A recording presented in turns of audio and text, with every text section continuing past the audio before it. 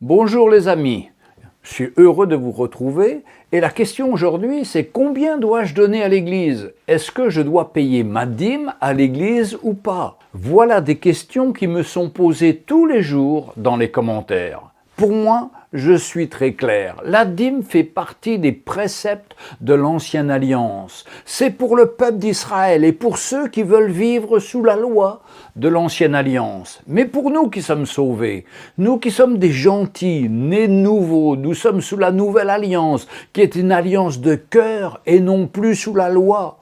On ne parle pas de la dîme dans le Nouveau Testament. Quand Jésus voit cette pauvre veuve mettre son argent dans l'offrande, c'est raconté dans l'Évangile de Marc au chapitre 12, versets 42 et 43, ainsi que dans l'Évangile de Luc au chapitre 21, versets 2 et 3. Jésus ne parle pas de pourcentage, mais il dit à ses disciples « Je vous le dis en vérité, cette pauvre veuve a donné plus qu'aucun de ceux qui ont mis dans le tronc. Car tous ont mis de leur superflu, mais elle a mis de son nécessaire, tout ce qu'elle possédait, tout ce qu'elle avait pour vivre. » Le mot « dîme » dans sa version plurielle est cité 8 fois, toujours et uniquement dans l'Ancien Testament. Le mot « dîme » dans sa version au singulier est cité dans la Bible 40 fois, 32 fois dans l'Ancien Testament et 8 fois dans le Nouveau, pour parler des attitudes des scribes et des pharisiens, mais jamais ne concerne les personnes vivant sur la Nouvelle Alliance. Pire encore, quand on parle du mot « dîme » au singulier, c'est toujours pour montrer la prétention des scribes et des pharisiens qui se croient justes parce qu'ils la donnent. Tandis que ce que le Seigneur Jésus recherche dans ce Nouveau Testament, dans cette Nouvelle Alliance, c'est notre cœur. Quelle vie voulez-vous vivre? Une vie religieuse comme les pharisiens et les scribes, ou vivre avec votre cœur comme cette pauvre veuve? C'est à vous de répondre. Remarquez que cette pauvre veuve était plus riche que ces pharisiens, car elle servait le Seigneur avec son cœur. Elle s'attendait par la foi à la grâce de Dieu et comptait sur lui pour son nécessaire. Alors vous allez me poser la question, combien dois-je donner à l'Église? Mais n'attendez pas de moi que je vous donne la réponse. En effet, c'est une question à laquelle vous devez répondre avec votre cœur en fonction de votre relation personnelle avec le Seigneur Jésus. Tout dépend de ce que vous cherchez. Une vie religieuse ou une vie dans une relation étroite avec le Seigneur? Regardons la parole de Dieu, ce qu'elle nous dit dans Matthieu 6, verset 33. « Cherchez premièrement le royaume et la justice de Dieu, et toutes ces choses vous seront données par-dessus tout. » Ne vous inquiétez donc pas du lendemain, car le lendemain aura soin de lui-même, et à chaque jour suffit sa peine. Dieu est souverain, comme nous dit le livre des Actes au chapitre 17, versets 27 et 28. C'est lui qui nous donne le mouvement et l'être. Dieu n'est pas limité, mais il veut élargir notre vision pour marcher par la foi et lui faire confiance en toutes choses, et particulièrement dans nos finances. Quel privilège aujourd'hui d'être entouré d'hommes de foi qui mettent le Seigneur en premier dans tous les aspects de leur vie. Je ne citerai pas leurs noms pour ne pas les mettre mal à l'aise, mais par contre, je peux vous parler de certains qui ont fini la course et qui sont aujourd'hui et pour toujours dans la présence de leur Seigneur et Sauveur Jésus-Christ. Je pense à eux de qui j'ai lu et reçu puissamment leurs témoignages, mais ils sont des milliers à avoir vécu pour la seule gloire de Dieu. Et cela, malgré leur faiblesse et leur chute. Ils étaient toujours prêts à reconnaître leurs fautes et leurs erreurs, mais ils se sont toujours relevés en recherchant le pardon et la grâce de Dieu. Le premier de ceux-ci est George Muller, le père des orphelins de Bristol, qui vécut par la foi et nourrit plus de 10 000 orphelins en faisant confiance au Seigneur Jésus. George Muller ne pouvait détourner son regard de la petite mendiante. Elle n'avait pas plus de 5 ans et portait son petit frère sur son dos. Sa mère était morte à cause de l'épidémie de choléra qui balayait l'Angleterre à cette époque. Son père n'était jamais revenu de la mine. Debout dans la rue boueuse, cette fillette donnait un visage aux innombrables orphelins de Bristol. Ayant à peine assez de nourriture ou d'argent pour sa propre famille, George Muller a ouvert son cœur et sa maison en ne comptant que sur la provision de Dieu. Le club du petit déjeuner qu'il a démarré chez lui pour une trentaine d'orphelins est devenu par la suite 5 grandes maisons qui ont accueilli plus de 10 000 enfants. La confiance de George Muller envers Dieu ne connaissait pas de limite. Sa foi et sa générosité sont encore aujourd'hui une source d'inspiration aux chrétiens de toutes les générations. Les références de son livre sont dans la description en dessous de cette vidéo. Le deuxième homme de foi qui m'a beaucoup inspiré, c'est Robert G. Le Tourneau, qui commença comme ouvrier agricole, apprenti métallurgiste, mécanicien, garagiste, inventeur, industriel, homme d'affaires chrétien, évangéliste. Quand un industriel invite Dieu dans son entreprise, des miracles se produisent. Son esprit d'entreprise, allié à une foi solide, l'amena à soutenir de vastes projets missionnaires au Libéria et au Pérou, ainsi que d'autres œuvres chrétiennes. L'une de ses réalisations fut la fondation du Le Tourneau Collège, université technique et chrétienne d'avant-garde. Dieu dirige mes affaires, c'est le récit enthousiasmant d'un homme d'affaires doué de génie qui choisit Dieu comme seul associé et se rend compte que Dieu n'est jamais son débiteur. Il va donner 90% de ses revenus. Les références de son livre sont dans les descriptions en dessous de cette vidéo. Je vais vous citer quelques versets qui se trouvent dans le livre des Romains au chapitre 12, verset 8. Je vais vous citer quelques versets qui se trouvent dans l'épître aux Romains au chapitre 12, verset 8, version PDV. Si quelqu'un a le don d'encourager, qu'il encourage. Celui qui donne doit donner sans compter. Celui qui dirige la communauté doit le faire avec ardeur. Celui qui aide les pauvres doit le faire avec joie. Un autre verset dans 2 Corinthiens chapitre 9, verset 7. Toujours version PDV, chacun doit donner ce qu'il a décidé dans son cœur, sans tristesse et sans être forcé. En effet, Dieu aime celui qui donne avec joie. Dieu veut qu'on donne de tout son cœur, sans compter. Rien à voir avec les lois de l'ancienne alliance qui nous imposent la dîme, soit 10% de nos revenus. Je connais des personnes comme Robert G. Le Tourneau qui ont donné jusqu'à 90% de leurs revenus pour soutenir l'œuvre de Dieu. Je connais aussi des pasteurs qui n'ont pas de salaire et qui soutiennent leur église financièrement davantage que ceux qui ont des gros salaires dans la même église. Tout est une question de cœur.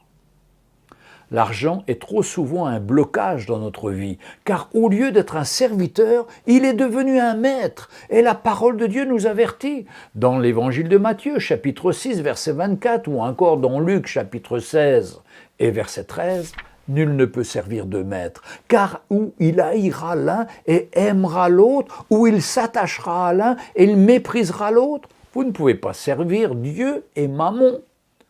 Qui voulez-vous suivre, Dieu ou Mammon? Écoutez cette histoire d'un petit enfant et de sa pièce de monnaie. Un petit garçon qui jouait avec un vase très précieux et mit sa main dans le col du vase et ne put la retirer. Son père aussi fit de son mieux pour l'en délivrer, mais en vain. On pensait alors briser le vase, quand le père dit non. Mon fils, essaye encore une fois. Ouvre ta main et tiens les doigts tout droit comme je fais, et puis tire. Oh non, papa, je ne peux pas presser mes doigts comme cela parce que si je le faisais, je perdrais ma pièce de monnaie. Souriez, si vous voulez, mais des milliers de gens parmi nous sont comme ce petit garçon, tellement occupés à tenir la monnaie sans valeur du monde qu'ils ne peuvent accepter la liberté en Jésus. Je vous supplie de laisser tomber ces choses sans importance qui occupent votre cœur. Abandonnez-les, laissez-les aller et laissez Dieu agir comme il veut dans votre vie. Avez-vous peur de mettre le Seigneur en premier dans vos vies? Personnellement, je me souviens des temps où nous n'avions rien pour servir le Seigneur, et en particulier une certaine fois où, avec ma femme et notre premier enfant, David, qui avait juste 9 mois, nous devions partir retrouver Jeunesse en Mission à Vevey en Suisse pour la fête des vignerons, dans un but de participer à une campagne d'évangélisation. C'était un dimanche matin, nous n'avions rien, sauf une vieille voiture et pas d'essence pour aller à destination.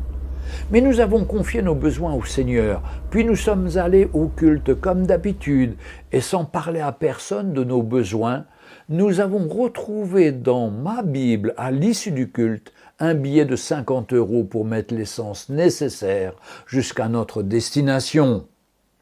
Au bout de quelques heures de voyage, notre fils David pleurait. Il semblait avoir faim. Et l'on s'est arrêté au bord de la route. Et ma femme Sonia s'est écriée « Regarde, regarde, il y a plein de pommes sur le sol. Je vais lui faire une compote. » Et comme cela, on a pu nourrir notre fils, puis arriver à destination. Tom Bloomer, le directeur de Jeunesse en Mission, nous a tendu alors une clé d'un appartement d'une sœur qui était partie en vacances et qu'elle avait laissé spécialement pour nous. Nous avons goûté la bonté du Seigneur qui prend soin de ses enfants, qui nous nourrit dans de nombreuses occasions qui nous sont arrivées par la suite. Oui, le Seigneur est fidèle pour prendre soin de ses enfants qui s'attendent à lui. Quelques années après, nous avions plusieurs entreprises et nous avons dû apprendre à vivre dans l'abondance. Et cela est encore plus difficile, comme a dit l'apôtre Paul aux Philippiens, chapitre 4, verset 12. Je sais vivre dans l'humiliation et je sais vivre aussi dans l'abondance. En tout et partout, j'ai appris à être rassasié et à avoir faim, à être dans l'abondance, à être dans la disette. Le secret est écrit à la suite de ce verset dans Philippiens 4, verset 13. Je puis tout par celui qui me fortifie. Le plus dur, c'est d'accepter de nous dépouiller de nos habitudes apprises dans ce monde et de marcher en faisant confiance au Seigneur Jésus par la foi. Comme le déclare Paul dans l'Épître aux Éphésiens chapitre 4, versets 17 à 24, « Voici ce que je dis et ce que je déclare dans le Seigneur, c'est que vous ne devez plus marcher comme les païens, qui marchent selon la vanité de leurs pensées. Ils ont l'intelligence obscurcie, ils sont étrangers à la vie de Dieu. À cause de l'ignorance qui est en eux, à cause de l'endurcissement de leur cœur, ayant perdu tout sentiment, ils se sont livrés à la dissolution pour commettre toute espèce d'impureté jointe à la cupidité. Mais vous les chrétiens, ce n'est pas ainsi que vous avez appris Christ. Si du moins vous l'avez entendu, et si conformément à la vérité qui est en Jésus, c'est en lui que vous avez été instruits à vous dépouiller eu égard de votre vie passée, du vieil homme qui se corrompt par les convoitises trompeuses, et à être renouvelé dans l'esprit de votre intelligence, et à revêtir l'homme nouveau, créé selon Dieu, dans une justice et une sainteté que produit la vérité. Nous aimons donner des témoignages de guérison ou de grandes choses que le Seigneur a opérées. Mais la plus grande chose qu'il veut faire, c'est de saisir notre cœur pour que nous soyons totalement à lui. Dans ces versets, le Seigneur nous dit qu'il veut nous dépouiller, un mot que nous n'aimons pas, qui a une connotation négative, alors que c'est le petit chemin étroit dans lequel le Seigneur veut nous rendre libres de nos peurs et de nos inquiétudes en se reposant entièrement sur lui. Un grand témoignage pour lui, c'est quand on peut vivre et dire comme le roi David dans le psaume 23, « L'Éternel est mon berger, je ne manquerai de rien. Il me fait reposer dans de verts pâturages. Il me dirige près des eaux paisibles. Il restaure mon âme. Il me conduit dans les sentiers de la justice à cause de son nom. Quand je marche dans la vallée de l'ombre de la mort, je ne crains aucun mal, car tu es avec moi. Ta houlette et ton bâton me rassurent. Tu dresses devant moi une table en face de mes adversaires. Tu oins d'huile ma tête et ma coupe déborde. Oui, le bonheur et la grâce m'accompagneront tous les jours de ma vie et j'habiterai dans la maison de l'Éternel jusqu'à la fin de nos jours. » Super psaume 23, mais il ne suffit pas de le savoir, de le réciter, il faut le vivre. Oui, le Seigneur veut nous mettre au large et que nous puissions nous appuyer sur lui en toute occasion, nous dépouiller de notre nature charnelle qui s'inquiète toujours au sujet des choses de la terre, alors que nous sommes citoyens du ciel. C'est dû en grande partie par notre cœur qui est dur et qui ne veut pas se donner au Seigneur. Nous ne voulons pas lâcher nos sécurités humaines et pourtant si fragiles. Abandonnons-nous à lui en étant renouvelés dans l'esprit de notre intelligence et de revêtir l'homme nouveau, créé selon Dieu, dans une justice et une sainteté que produit la vérité. Que le Seigneur nous aide, chacun d'entre nous. Chers amis, n'hésitez pas à mettre un pouce en l'air si vous avez aimé la vidéo.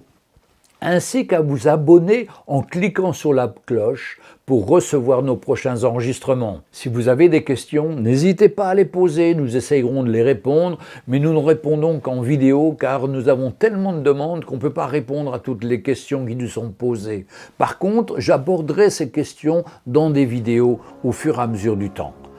À bientôt!